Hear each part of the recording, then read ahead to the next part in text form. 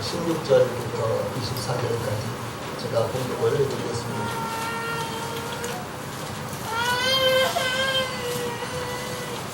예, 하나님의 말씀 24장, 누가복음 14장 16절부터 24절까지. 이르시되 어떤 사람이 큰 잔치를 베풀고 많은 사람을 청하였더니 잔치할 시각에 그 청하였던 자들에게 종을 보내어 이르되 오소서 모든 것이 준비되었나이다 하매 다 일치하게 사양하여 한 사람은 이르되 나는 밭을 샀음에 아무래도 나가보아야 하겠으니 청컨대 나를 양해하도록 하라 하고 또 한 사람은 이르되 나는 소 5겨리를 샀음에 시험하러 가니 청컨대 나를 양해하도록 하라 하고 또 한 사람은 이르되 나는 장가 들었으니 그러므로 가지 못하겠노라 하는지라.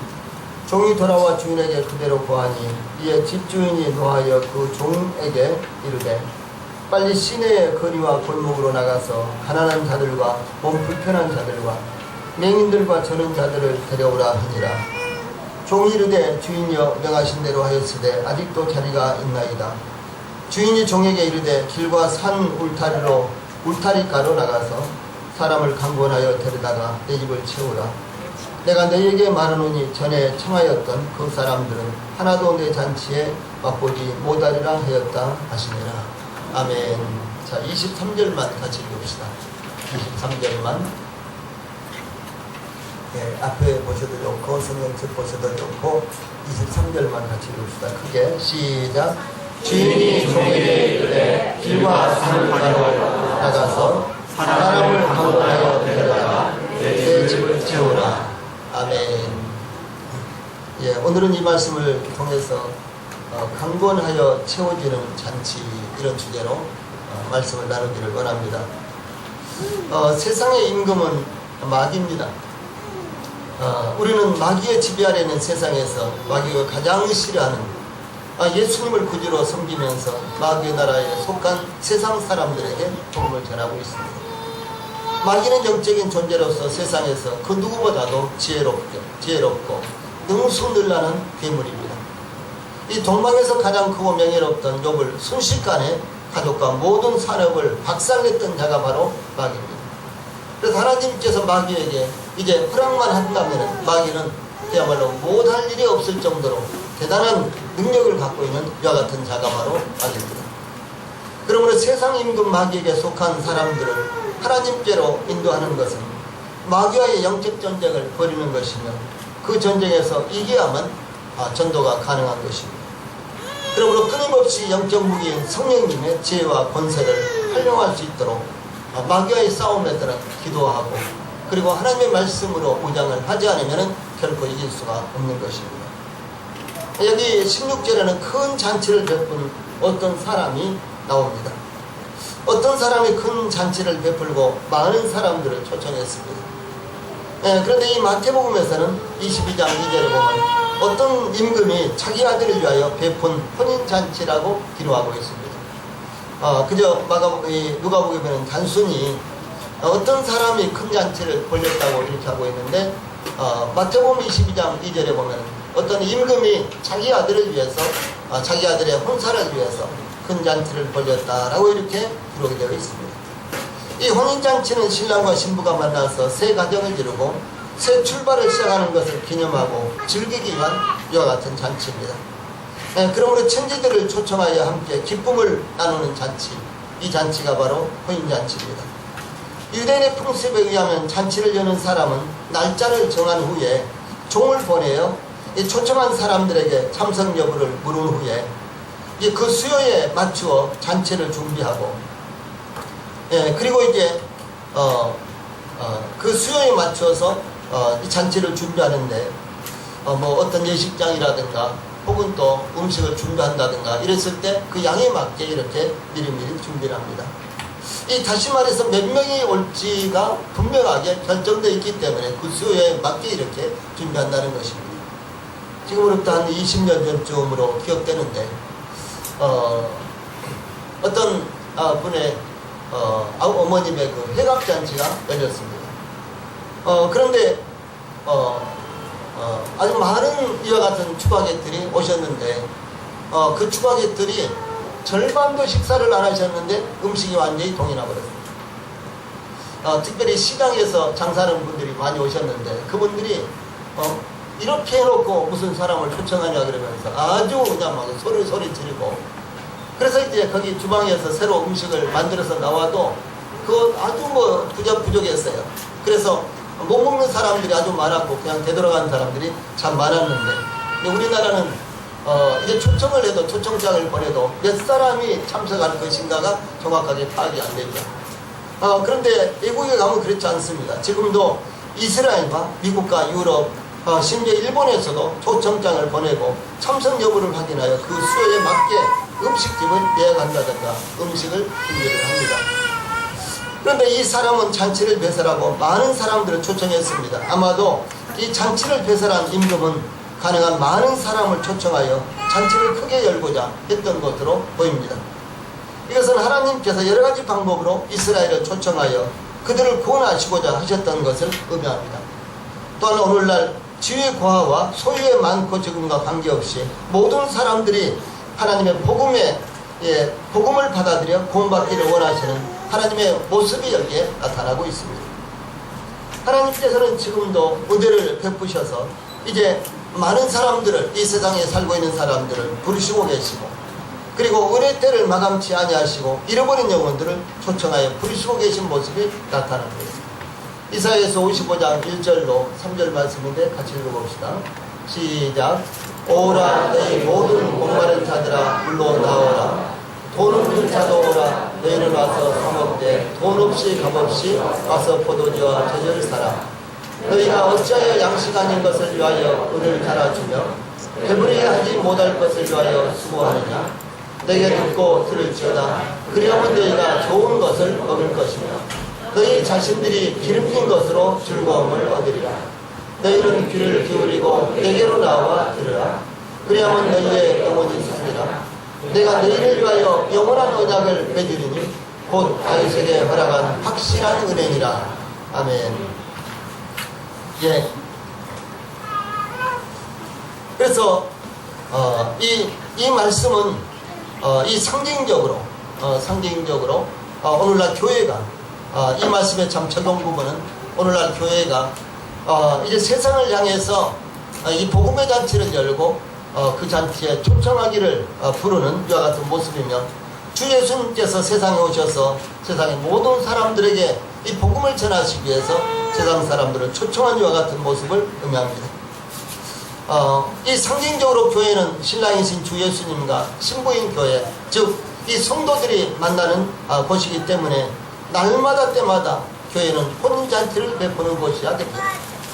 그러므로 교회는 다양한 사람들을 초청하여 잔치에 참여하도록 소개하고 어디에서든지 이와 같은 일이 이제 지속적으로 이루어져야 되는 것입니다. 이 교회는 빈부귀천 남녀노소를 막론하고 하나님의 복음의 잔치에 초청을 하고 있습니다. 병든 자나 문제가 있는 사람이나 신분과 형편과 관계없이 모든 사람들의 기쁨으로 환영합니다. 특히 우리 교회는 이 사명을 위해서 많은 물질과 인력을 투입을 하고 있습니다. 주 예수님께서도 세상에 계시면서 모든 사람들을 초청하신 모습이 성경에 나타나 있습니다. 마태복음 11장 28절부터 30절에 보면 수고하고 무거운 짐진 자들아 다 내게로 오라. 내가 너희를 쉬게 하리라. 나는 마음이 온유하고 겸손하니 나의 멍에를 메고 내게 배우라. 그리하면 너희 마음이 쉼을 얻으리니 이는 내 멍에는 쉽고 내 짐은 가벼움이라 하시니라. 이렇게 말씀하셨습니다. 모든 사람들은 태어나면서부터 무거운 짐을 지고 죽을 때까지 수고하고 애쓰면서 살아가고 있습니다. 결국에는 그 짐 때문에 기진맥진하여 쓰러져 죽고 마는 것입니다. 어떤 사람들은 다른 사람들보다 좀 더 건강하게 살아가고 또 그와 반대로 평생 병으로 고통 중에 살아가는 사람들도 있습니다. 또 어떤 사람들은 다른 사람들보다 좀 더 부유하게 살아가는 사람들도 있고 그와 반대로 평생 굶주림에 시달리면서 살아가는 사람들도 있습니다. 지금도 저 아프리카라든가 혹은 북한이라든가 중국 저 오지에서는 이 굶주림 때문에 사람들이 수도 없이 죽어가고 있는 이와 같은 것이 현실입니다. 또 어떤 사람들은 장애를 안고 살고 있습니다. 그러나 삶의 환경과는 달리 결국은 죄의 짐으로 말미암아 죽어가고 있다는 사실입니다. 그러나 하나님께서는 이러한 인생들을 불쌍히 여기셔서 하나님께서 베푸시는 천국잔치에 참여하여 죄짐을 벗어버리고 참된 평강과 소망 가운데 가기를 원하셔서 이렇게 부르고 계십니다. 이 천국잔치는 모든 것이 이미 준비되었다라고 이렇게 말씀하고 있습니다. 그러므로 어떤 사람이든지 다만 참여하기만 하면 이 잔치에서 즐길 수가 있는 것입니다. 거기에는 아무런 조건이 없습니다. 돈도 명예도 제한도 이 자격도 제한이 없습니다. 또 뿐만 아니라 어떤 능력이 있어야지만 이 잔치에 참여할 수 있는 것도 아닙니다. 이스라엘 백성들이 죄로 말미암아 불뱀에 물려 죽어가고 있을 때 다만 장대에 매달린 노뱀을 쳐다보기만 하면 살았듯이 하나님의 초청에 응하기만 하면 구원을 받을 뿐만 아니라 풍성한 복과 은혜를 누리게 됩니다. 주 예수님께서 2000년 전에 십자가에서 못 박혀 죽으심으로 우리의 모든 죄짐을 다 감당하셨기 때문입니다. 또한 초청에 응한 사람들에게는 완전하고도 값없는 용서와 종죄로부터의 해방과 죄의 세력으로부터의 자유와 참된 위로와 평안과 궁극적인 하늘의 소망이 완전하게 베풀어진다는 사실을 잊지 않아야 되는 것입니다. 두 번째로 잔치에 이 참석하기로 약속한 사람들이 핑계대는 이와 같은 모습이 17절로 20절에 나타나 있습니다. 임금은 큰 잔치를 베풀고 많은 사람들을 초청했습니다. 임금은 잔치가 시작될 시간에 그 청하였던 사람들에게 종들을 보내서 오소서 모든 것이 준비되었습니다. 잔치가 다 준비되었습니다. 이제 어서 오십시오라고 이렇게 초청을 했습니다. 유대인들은 잔치가 준비되면 종들을 보내 잔치 준비가 완료되었다고 알리는 것이 그 당시의 관례였습니다. 이 성경에서도 이런 내용들이 여러 번 나타납니다. 이 잔치에 참여하겠다고 초청에 응한 사람들은 불가피한 일이 아닌 한 잔치에 불참하는 것은 큰 결례였습니다. 왜냐하면 그 수대로 음식을 준비하고 그 수대로 자리를 배설해 놨는데 전혀 이제 참석하겠다는 사람이 전혀 어떤 통보도 없이 불참을 한다든가 이와 같은 일은 굉장히 큰 결례로 이렇게 삼았습니다. 심지어 아랍 사람들에게는 두 번째 초청까지도 거부하고 이제 참석을 하지 않는다면 그것을 선전포고로 간주하고 싸움을 하기도 했습니다. 그러므로 잔치에 참석하는 것은 단순히 음식을 먹고 즐기는 것 이상의 의미가 있다는 사실을 우리들에게 알려주고 있는 것입니다. 그런데 어떤 사람이 잔치를 준비하고 이제 초청을 수락한 사람들에게 그 종들을 보내서 잔치가 준비된 것을 알려드렸는데 중요한 것은 다 일치하게 즉 한결같이 사용했습니다. 한 사람도 유해가 없었다라고 이렇게 기록하고 있습니다. 한 사람은 밭을 샀기 때문에 밭에 나가봐야 한다고 이렇게 말했습니다. 또 한 사람은 소 5겨리를 샀기 때문에 그러면 10마리입니다. 소 5겨리를 샀기 때문에 소를 시험해 보아야 한다는 것이었습니다. 또 다른 사람들은 장가를 들었기 때문에 그 신혼의 즐거움을 깨뜨릴 수 없기 때문이라고 정중한 초대를 이런 지하에 이제 거절했습니다. 그런데 이 첫 번째 밭을 샀다고 하는 사람은 이 초청에 응할 수 없다는 이 사람은 비록 납득할 수 없는 핑계였지만 청컨대 나를 양해하도록 하라 라고 비교적 정중하게 거절을 합니다. 그런데 두 번째 사람은 약간 이 퉁명스럽게 말은 똑같았지만은 이 불참 사유를 단순히 밝히면서 청컨대 나를 양해하도록 하라 이렇게 양해를 구했습니다. 그런데 세 번째 이 사람은 전혀 사과의 뜻도 밝히지 않고서도 일방적으로 불참을 통보하는 이와 같은 모습을 볼 수가 있는 것입니다. 우리도 복음을 전하기 위해서 많은 사람들을 초청합니다. 아마 사랑하는 우리 성도들이 이번 캠프를 놓고도 이제 친지라든가 가족들을 이제 초청하기 위해서 이미 말씀을 드린다거나 기도하고 있다거나 접촉하셨다거나 그런 경우들이 많이 있으라고 생각을 합니다. 그것뿐만 아니라 우리가 거의 매년마다 복음 집회를 열고 있는데 이 복음 집회를 열 때마다 우리는 많은 분들에게 전도지를 나눠드리고 초청장을 나눠드리고 또 사전에 모여서 만나서 식사도 사드리고 등등 여러가지 방법으로 우리가 그런 사람들을 초청합니다. 그러나 거의 대부분 다 이제 일방적으로 참석하지 않는다든가 아주 국제 약속을 하고서도 참석하지 않는다든가 그런 일들이 얼마나 많았습니까? 여기 사례가 바로 그런 사람들의 사례라는 사실을 우리가 기억을 해야 되는 것입니다. 그런데 중요한 것은 그것뿐만 아니라 과거에 우리도 그런 사람이 아니었느냐, 이것을 우리가 되돌아볼 수 있어야만 되는 것입니다. 과거에 우리도 여러 번 예수님을 믿을 수 있는 기회가 있었고 또 여러 번 초청을 받았지만 그러나 그 초청을 받고도 그것을 무시했고 그리고 그 초청을 받고 관심을 두지 않았던 바로 전례가 저희들에게 있었지 않느냐, 이러한 것도 우리가 되돌아봐야 되는 것입니다. 그런데 이 초청에 사용한 이 세 부류의 사람들은 다 부유한 사람들이었으며 잔치에 초청을 받는 것보다 더 나아가 참석하겠다고 약속한 것보다 더 중요하고 이 생각하는 것이 분주한 이와 같은 사람들이었습니다. 순서가 잘못됐네.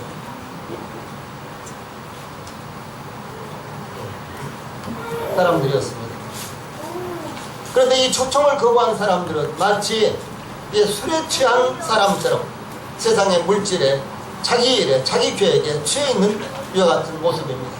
이것은 세상을 살고 있는 모든 사람들이 이와 같이 세상에 취해 있는 이와 같은 모습을 볼 수가 있습니다. 어떤 사람들은 끝없이 쾌락에 취해서 쾌락을 쫓다가 죽어가고 있는 이와 같은 모습도 볼 수가 있고, 어떤 사람들은 돈을 모으고 또 모으려다가 그 돈을 모으려다가 죽어가고 있는 이런 사람들도 볼 수가 있고, 어떤 사람들은 심지어 권력을 손에 쥐기 위해서 달려가다가 결국은 죽어가는 이와 같은 사람들도 많이 볼 수가 있습니다. 이들이 자기들이 하는 일이 가장 중요한 일이었고 이 세상에서 그들이 하는 일보다 더 중요한 일은 없다고 생각하며 살아가는 사람들이었습니다. 어쩌면 자기 일이 아주 열정적인 사람이었지만 그러나 정작 하나님께서 더 중요한 것을 보여주시고 초청하는 데는 그들이 무관심했다는 사실을 말씀하는 것입니다. 이들은 잔치에 참석하겠다는 약속을 전혀 부담 없이 내팽개쳤습니다. 가치가 없는 것으로 여겼습니다. 그들에게 전혀 유익이 없다고 생각되었던 것입니다. 술을 마시러 가는 데는 빠지지 않으면서 놀며 잡담하는 모임에는 빠지지 않으면서 이 생명의 말씀이 전해지는 집회에 참석하는 것은 쉽게 약속을 저버리고 약속을 한 사람들도 쉽게 약속을 저버리고 핑계거리를 찾는 사람들이 정말로 많이 있습니다. 지난 며칠 전에 청와대에서는 일자리 창출 상생협력 기업인과의 대화를 27일과 28일 양일에 걸쳐서 개최한다고 밝혔습니다. 이번 기업인과의 대화에는 세계 순위 14그룹이 14번째까지 15번째까지인데 그 중에서 이제 국영기업이 빠졌기 때문에 14개의 그룹이 초청을 받았는데 1순위부터 15개까지의 이와 같은 이제 순위로 초청을 받았습니다. 그런데 깜짝 놀라게 하는 것은 세계 100위권에 있는 가뚜기라고 별명이 붙은 이 오뚜기 그룹이 초청을 받은 것입니다. 오뚜기는 초청받았다는 그것이 매스컴을 통해서 전해지는 그 순간부터 주가가 약 20% 이상이 오르고 또 뿐만 아니라 매출이 아주 폭발적으로 늘어났습니다. 그리고 오뚜기의 이 사정을 알고 있는 네티즌들이 한결같이 앞으로는 무조건 오뚜기다, 오뚜기가 좀 비싸도 우리는 오뚜기를 사겠다라고 이렇게들 인터넷에서 계속해서 올리기 때문에 오뚜기가 과연 어느 정도까지 발전을 할지 올라갈지 아무도 모르는 것 같은 일입니다. 제가 이 말씀을 드리는 것은 무엇을 의미하는 것은 얼마나 많은 기업들이 이 대통령의 초청을 받고 싶어서 못 메었겠느냐 하는 것입니다. 아마 우리 기업도 간다면은 가서 얼굴이라도 좀 베이면은, 가서 얼굴이라도 좀 베이면은 대통령뿐만 아니라 비서진들에게도 또 장차관들에게도 얼굴이라도 좀 보이면은 이런 그야말로 소원을 갖고 얼마나 못 맺겠습니까? 그러나 14대 그룹과 100위권에 있는 오뚜기가 초청을 받은 것은 참으로 놀라운 일이었습니다. 그런데 세상의 잔치라면 이와 같이 만사를 제쳐두고 참석을 하려고 합니다. KBS의 월요일 밤 가요무대라는 프로가 있는데 형님 대부가 한국에 오셨을 때 초청장을 받으려고 애를 썼는데 쉽지 않았습니다. 그래서 이제 한 주, 두 주, 몇 주째 이렇게 초청장을 받으려는데 이제 쉽지 않았는데 누군가가 이렇게 아는 사람이 초청장을 줬는데 제일 뒤쪽에 예, 그리고 이제 가요 무대를 보면 가끔 이제 그 참석한 사람들의 얼굴이 좀 나오는데 제일 뒤쪽에 그곳에 앉아서 구경을 해야 되는 이와 같은 이제 자리를 간신히 얻어서 한번 보신 적이 있습니다. 그러나 하나님의 말씀을 듣는 하나님의 말씀 초청잔치에는 세상 사람들이 관심이 없습니다. 이와 같이 하나님의 백성들도 하나님의 말씀에 귀를 기울이지 않는 세상에서 마귀의 자녀들에게 하나님의 말씀을 증거하면 그들이 귀를 기울이지 않는 것은 당연한 것입니다. 어쩌면 이 세 사람의 이 세 가지의 부류들, 밭을 산 사람, 소를 산 사람, 그리고 장가든 사람, 이와 같은 것들이 세상에서의 이제 일상적인 이와 같은 일인데, 이런 일상적인 일에 취해서 하나님에 대한 이와 같은 복음에는 관심을 두지 않는다든가 하나님의 초청에는 전혀 관심을 두지 않는 사람들이 이 세상을 살아가는데, 그것이 오히려 당연한 것처럼 여겨지는 것이 이 세상입니다.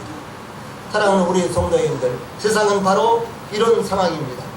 우리가 아무리 초청을 해도 그들은 우리의 초청에 관심을 갖지 않은 것입니다. 또 뿐만 아니라 하나님의 말씀이 전해진다고 할지라도 사랑하는 우리 성도들까지도 때때로 관심이 없다는 사실은 이 세상 사람들을 우리가 책망한다거나 세상 사람들에게 우리가 손가락질을 할 수 있는 이와 같은 형편은 아니라고 생각이 듭니다. 다음에 21절로 24절에서는 이 초청을 받지 못한 사람들을 초청한 잔치가 또 여기에 소개되고 있습니다. 잔치를 준비한 주인은 이 종들을 통해서 초청한 사람들이 한결같이 초청을 무시했다는 말을 듣자 대노하여 종들에게 지시하기를 빨리 시내의 거리와 골목으로 나가서 가난한 자들과 몸 불편한 자들과 맹인들과 저는 자들을 데려오라 라고 이렇게 지시를 했습니다. 이들은 유대 사회에서 소외당하는 이와 같은 계층들입니다. 예, 어떤 잔치에도 초청을 받을 수 없는 이와 같은 계층들, 이런 사람들이 바로 여기에 언급된 사람들입니다. 그런데 이들을 초청한 시내의 거리와 골목은 골목은 다양한 사람들이 다니는 길을 의미합니다. 예, 그리고 시내의 길은 넓은 길을 가리키고 골목은 사회적으로 소외된 사람들이 다니는 길을 가리킵니다.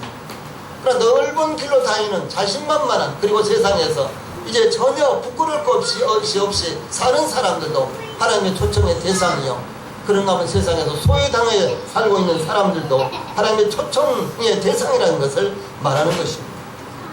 가난한 자들 등은 밭을 산다거나 소를 산다거나 결혼을 할 수 있는 사람들이 아니었습니다. 이 사회적으로 능력을 갖지 못해서 멸망당하는 이와 같은 사람들을 여기에서 의미를 합니다. 종은 즉시 이 시내의 거리와 골목으로 다니면서 가난한 자들과 몸 불편한 자들과 맹인들과 저는 자들을 데려다가 잔치자리에 채웠습니다. 그러나 그 사람들로서는 그 잔치자리가 다 채워지지 않았다라고 이렇게 말합니다. 그러므로 종들은 주인이여 명하신 대로 하였으되 아직도 자리가 있나이다 라고 이렇게 보고를 했습니다. 지난번에 목포에 가서 어떤 교회를 방문을 했는데 그 교회 예배당에 아주 예배당을 크게 잘 아주 지어놨습니다. 주차장이 부족해서 주차장을 또 새로 건설하고 있고, 그것도 안 될 것 같다면서 그 뒤쪽에 있는 땅 3,000평을 사가지고 또 내년부터는 공사를 할 것이라고 이렇게 소개를 하는 그런 모습도 봤습니다. 예, 그런데 그 교회의 그 로비에는 이 청년들이 이 전도를 하는 이와 같은 상황판을 만들어 놨어요. 그래서 1순위부터 쭉 이렇게 금년 들어서 전도를 한 사람들의 이 순서를 1순위부터 쭉 이렇게 해놨는데 1위가 200몇십 명을 인도를 했더라고요. 정확한지 모르겠어요. 500몇 명인지 제가 카메라에 찍어 왔는데, 그래서 1순위가 200몇십 명을 금년에 인도를 한 거예요. 이 순위는 한 절반 정도 있더라고요. 그 1순위 1번 1등 한 사람의 절반 정도를 2등이 했더라고요. 이 사람 한 사람은 우리 교회에 있다면은 우리 교회 성도들의 몇 배를 금년에 전도할 수 있겠구나, 이런 생각도 했습니다. 네, 사랑하는 우리 성도들, 이 복음을 깨닫지 못한 사람들도 이 복음을 전하기 위해서 사람들을 그리스도에게로 인도하기 위해서 여간 노력을 하고 애를 쓰는 것이 아닙니다. 예, 그러므로 이와 같이 예, 큰 거리에 다니는 사람이나 골목에 다니는 사람이나 모든 사람들이 우리의 전도의 대상이라는 것을 우리가 기억을 하셔야만 되는 것입니다. 주인이 명하신 대로 하였을 때 아직도 자리가 있나이다 라고 이렇게 보고를 드립니다. 예, 그래서 우리 주변에 우리가 영혼들을 이제 하나님 앞에 인도해서 빈 자리를 가득히 채울 수 있도록 해야만 되는 것입니다. 그러자 이제 주인이 이렇게 말합니다. 길과 산울타리가로 나가서 사람을 강권하여 데려다가 내 집을 채우라 라고 이렇게 말합니다. 이 거리와 골목은 성 내의 영역을 의미를 하고요, 길과 산울타리 가는 성 밖의 영역을 의미를 합니다. 그렇다면 거리와 골목에 가난한 자들과 이 몸이 불편한 자들과 맹인들과 저는 자들은 유대인 중에서 소외당하여 율법으로 정죄받는 자들을 가리킨다고 볼 수가 있습니다.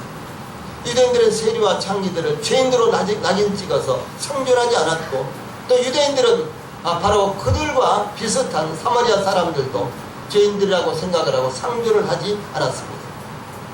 그런데 또한 이 성 밖의 영역에 있는 길과 산울타리 가는 하나님 나라의 초청잔치에 죄에 당한 이방인들을 가리킨다고 볼 수 있습니다. 유대인들에게 있어서는 성 밖에 있는 사람들, 즉 이방인들에 대해서 신분 고하를 막론하고 혹은 소유와 관계없이 하나님 나라의 잔치에서 죄시켰습니다. 아예 유대인들은 이 복음은 유대인들의 것이며 율법은 유대인들을 위한 것이라고 생각을 하고, 이방인들은 하나님도 없고 약속도 없고 조상들도 하나님이 세운 이와 같은 조상이 아니며 또 그들에게는 하나님의 말씀도 없다라고 이렇게 생각을 하고 이방인들을 소외시켰습니다. 그러나 여기에 주인은 이제 길과 산 울타리 가에서, 그러니까 성 밖에 있는 사람들에게 이방인들에게도 그들에게도 초청을 해서 그들로 이 잔치에 참여하도록 하라고 이렇게 합니다. 또한 성 밖의 영역에 있는 길과 산 울타리 가는 하나님 나라의 초청잔치에 죄를 당한 이방인들을 가리키는 것입니다. 그러므로 이방인들을 이 하나님 나라와 아무런 관련이 없다고 생각하는 사람들에게도 우리가 복음을 전해서 그들을 하나님 앞에 인도해야 되겠습니다. 오늘날 우리들에게 있어서 이방인이라고 하면 누구를 의미하겠습니까? 그것은 하나님을 모르는 사람들을 바로 우리는 이방인들이라고 이렇게 부를 수가 있습니다. 그러므로 하나님을 알지 못하는 사람이 우리의 초청의 대상이요 하나님의 초청의 대상이라는 사실을 우리가 잊어서는 안 됩니다. 그런 사람들은 신분과 이제 상관이 없이, 또 가진 것과 상관이 없이, 그들의 주의와 상관이 없이 모든 사람들이 다 우리의 전도의 대상이라는 것을 잊어서는 안 되는 것입니다. 여기 마지막으로 보면은 길과 산울타리 가로 나가서 강권하여 데려다가 내 집을 채우라, 이렇게 주인은 명령을 합니다. 여기 강권하여라는 말씀은, 강권하여라는 이와 같은 단어는 참 흥미로운 단어입니다. 이 단어는 물리적으로 억지로 끌고 이 힘으로 끌고 오라고 하는 말씀이 아닙니다. 오히려 끝까지 설득을 해서 데려오라는 이와 같은 말씀입니다. 물리적으로 데리고 오는 것이 아니라 설득을 해서 그들이 알아듣도록, 그들이 감동을 받도록 설득을 하는 것이 바로 우리가 해야 될 일인 것입니다. 청함을 받은 사람들이 혹시 사양하더라도 초청을 피해가려고 이 핑계 저 핑계를 대더라도 친절한 자세로 끝까지 초청을 받아들이도록 포기하지 말라는 뜻입니다. 때때로 우리 교회에 별로 참석을 해도 별로 유익이 안 될 것처럼 보이는 사람들이라도 하나님은 그런 사람들도 하나님의 잔치에, 복음의 잔치에 오기를, 참석하기를 원하십니다. 그러므로 우리가 주 예수님의 마음, 하나님의 마음을 가지고 모든 사람들을 잔치에 참여하도록 이렇게 해야 되는 것입니다. 우리는 주인이 큰 잔치를 배설하고 많은 사람들을 초청하는 잔치에 초청장을 들고 주인이 원하는 사람들을 초청하는 종입니다. 그러므로 우리는 초청에 응하지 않더라도 혹은 거부하더라도 하나님의 마음과 주 예수님의 긍휼로 끝까지 설득하여 잔치에 참석하도록 강권해야 될 것입니다. 더 중요한 것은 우리가 이제 영혼들을 초청해서 그들에게 생명의 복음을 전합니다. 금방 믿으면 좋을 텐데 빨리 받아들이지 않고 너무너무 쉬워서 열심히 하겠다라고 한다든가 열심히 믿겠다라고 한다든가 앞으로 교회에 잘 다니겠다라고 한다든가 그렇게 말하면서는 이 복음의 본질을 깨닫지 못해서 그야말로 패밀은 이와 같은 모습들을 보면서 우리는 참 답답해합니다. 그러나 구원은 결과적으로 하나님께서 하셔야 되는 것입니다. 구원은 하나님께서 하시는 것이지 우리가 어떤 사람을 구원할 수 있는 것은 아닙니다. 저는 지난주에 우리 집안에 조상이 났는데 참 마음이 안타까웠습니다.